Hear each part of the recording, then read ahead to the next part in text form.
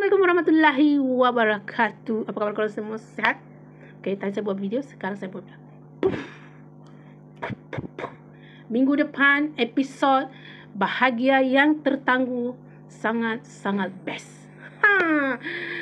Si Asrin kena lempang, si Kaju kena halau. Padahal selama ni si Hana nasihat kalau si suami dia tu menipu kan, padan muka Kaju.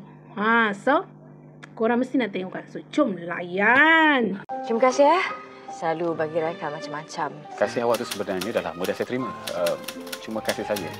Bila nak pergi jawapan Kalau you tak jauh daripada dia, you jangan salahkan I kalau apa-apa jadi dekat you. Tak kira langsung ada title Datin tu. Tiap perkara yang Datin buat pada saya, baik atau buruk, akan berbalik juga pada diri Datin. Kalau awak tak nak cuba pisahkan Hana daripada Zakwan, awak jangan menyesal tau kalau saya buat apa-apa pada Hana. Apa hubungan Hana dengan dia? Kenapa nak sibuk sangat hal janda dengan siapa-siapa pun? Ke you sebenarnya memang sayang lagi dengan perempuan tu? Diam! Kalau takkan kau, hidup aku tak umbang hampir macam ni lah.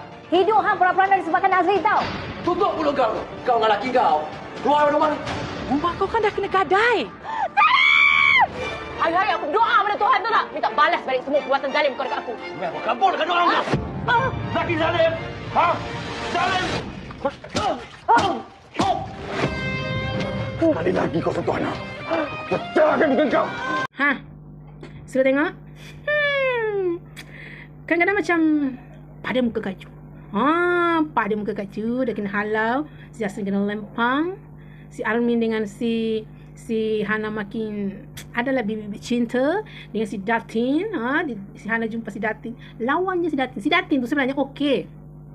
Datin tu okey sebenarnya. Cuma otak dia ni sudah dibasuh dengan si Kaju. Sebab tu dia jadi macam tu. Seolah-olah si Hana ni sebenarnya mata duitan.